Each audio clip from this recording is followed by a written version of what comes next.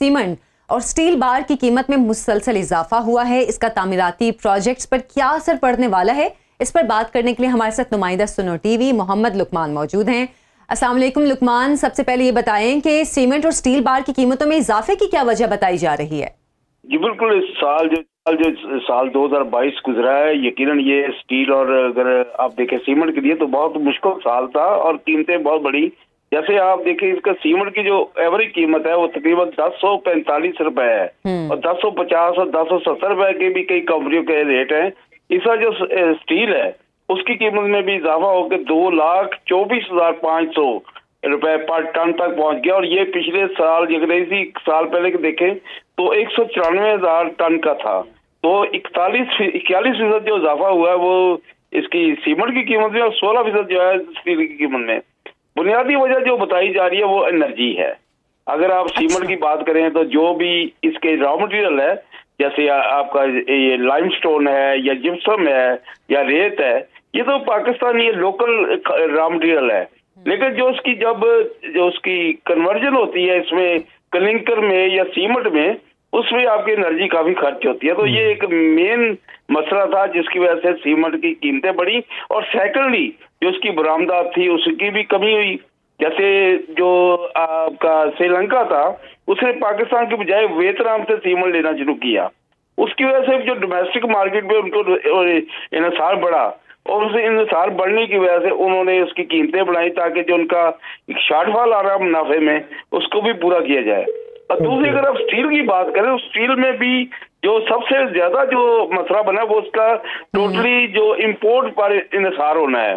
पाकिस्तान में डॉलर का इशू आया तो स्क्रैप भी बाहर से आना काफी हद तक बंद हो गया।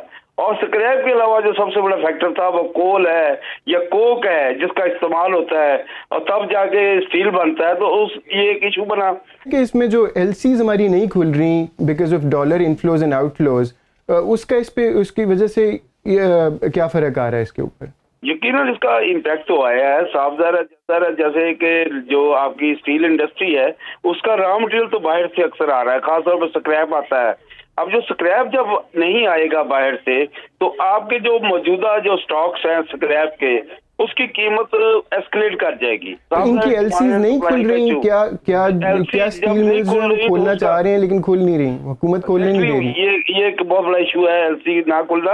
अभी हुकूमत ने 2 जनवरी से उसको रेस्ट्रिक्शन को जो है रिलैक्स किया है, लेकिन अभी तक उसका इम्पैक्ट नजर आना नहीं शुरू हुआ क्योंकि अभी 2 को बैंक बंद थे। उसके बाद भी अभी कोई ऐसा नजर नहीं आ रहा कि फौरी तौर पे कोई डॉलर की इनफ्लो बढ़े, क्योंकि सिर्फ एलसी खुलवाना काफी नहीं है। उसके बाद उसकी जो पेमेंट है डॉलर्स में, आपकी जो चीज इंपोर्ट हुई है उसकी पेमेंट भी तो करनी है। पेमेंट के लिए तो आपके पास पैसा कोई नहीं है। लेकिन अभी कोई वो चीजें उस तरह नहीं नजर आ रही जैसे होनी चाहिए।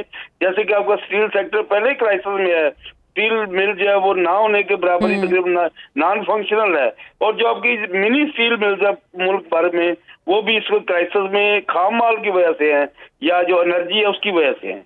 एक और अहम खबर है कि जायदाद की सरकारी और मार्केट कीमत में यकसानियत पैदा करने की फेडरल बोर्ड ऑफ रेवेन्यू ने एक बार फिर डीसी रेट्स में तब्दीली की है और लाहौर के 1271 इलाकों कस्बों में वाक़े गैर मनकूला जायदाद जिन्हें इमूवेबल प्रॉपर्टी कहा जाता है उसके डीसी रेट्स में तब्दीली की है। नया नोटिफिकेशन 1 जनवरी से नाफिजुल अमल हो चुका है।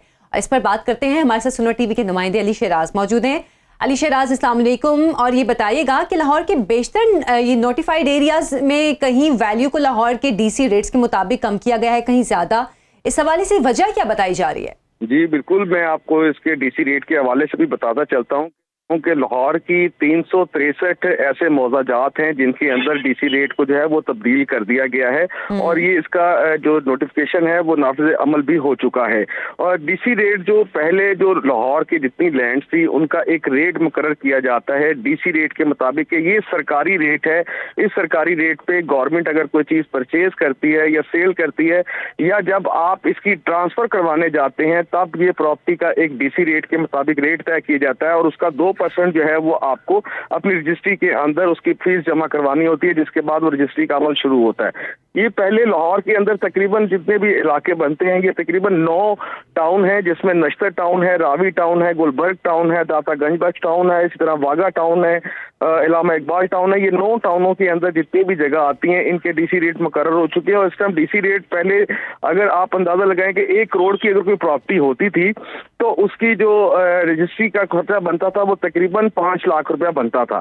5 से ये अब जो रेट है वो तकरीबन ये 12 लाख रुपए के करीब जो है ये एक प्रॉपर्टी का जो रेट है, 1 करोड़ रुपए की प्रॉपर्टी, उसकी रजिस्ट्री के ऊपर आपको डीसी रेट के मुताबिक, क्योंकि डीसी का रेट इतना ज्यादा ऊपर चला गया है कि उसकी अगर कैलकुलेशन अगर आप करते हैं तो एक तो जमीन की कीमत ज्यादा हो गई और दूसरा आपको जब उसकी रजिस्ट्री करानी पड़ती है या आपको ट्रांसफर करवाना पड़ता है तो उसकी फीस में भी बेजा इजाफा हो चुका है। तो अली शराज जी मुझे बताइए इसकी जरूरत क्यों पेश आ रही है और इसकी लास्ट एक्सरसाइज कब हुई थी इसी तरह के जो रेट रिवीजन है? ये रेट रिवाइज होते हैं हर 2 साल के बाद, और पिछले 2 साल में तो रेट इसके जो है वो तकरीबन 10% 15% उसका इजाफा किया गया था, लेकिन अब जो रेट हुआ है वो 20% की बजाय 85% तक इसका जो है वो इजाफा कर दिया गया है, क्योंकि लाहौर की या दूसरे पंजाब के जो बड़े शहर हैं उन अजला की जो प्रॉपर्टी का रेट है वो क्योंकि दिन ब दिन बढ़ता जा रहा है और मार्केट वैल्यू के हिसाब से अगर डीसी रेट का वैल्यू बनाते हैं तो उसका रेट बहुत अप हो गया है। जैसा कि आप अगर बात करें किसी भी हाउसिंग सोसाइटी की, अगर वहां पे आपको 5 मरले का जो प्लॉट है 60-65 लाख रुपए का मिलता था, आज वही प्लॉट आपको 1.25 करोड़ रुपए का वहां पर मिलता है। एक तो वो जो प्राइवेट रेट है वो ज्यादा अप चला गया है। इसी वजह से जो डीसी रेट है, डीसी रेट ने भी उसी कैलकुलेशन को मद्देनजर रखते हुए जितने बड़े एरियाज हैं जहां पे सोसाइटीज बन रही हैं। कराची डिस्ट्रिक्ट म्यूनिसिपल कॉर्पोरेशन एक बार फिर नाकाम। जनाब, शहरियों को प्रॉपर्टी टैक्स की अदायगी में मुश्किलात का सामना है। इस पर हम बात करते हैं नुमाइंदा सुनो टीवी अरबाब चांडियो से। अरबाब चांडियो, शुक्रिया आपका।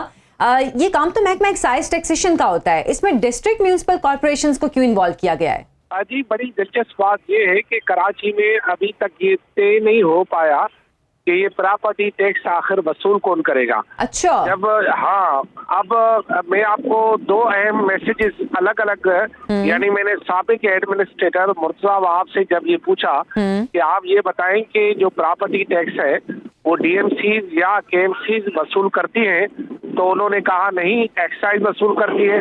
और जब मैंने एक्साइज के मिनिस्टर को फोन किया तो उसका जो ऑडियो मैसेज मुझे आया, उसने कहा कि हमने ये टैक्स जो है वो डीएमसीज को और केएमसीज को यानी बल्दियाती इदारों को मुंतकिल कर दिया है।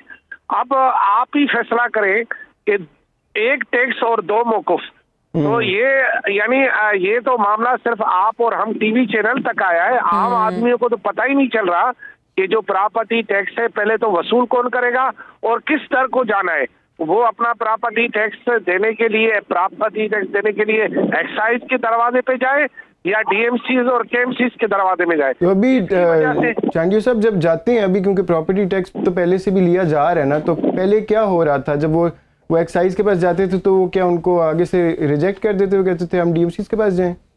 नहीं, पहले तो एक्साइज वाले करते थे वसूल, ठीक है, लेकिन जब से ये बल्दियाती इदारों को बाख्तियार बनाने का ड्रामा शुरू हुआ है उसमें ये हुआ है कि ये भी मुझे दे दो, वो भी मुझे दे दो, ये भी मुझे दे दो, तो उस दे और लेने में जो है ये प्रॉपर्टी टैक्स पेयर जो है वो रुल गए कराची में। और आपको बताया कि कराची सबसे बड़ा प्रॉपर्टी टैक्स वसूल करने वाला शहर है और यहाँ की प्रॉपर्टी टैक्स जो है वो करोड़ों में वसूल होती है।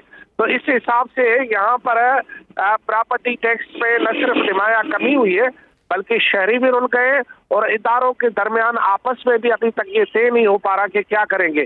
अगर कोई प्रॉपर्टी टैक्स देने के लिए एक्साइज के वहां जाता है तो उसको कहा जाता है कि जी अभी हमने हालिया ये शिफ्ट कर दिया है, और वहां जाओ तो वो कहते हैं कि अभी तक हमें इसके मुकम्मल अख्तियारात नहीं मिले हैं।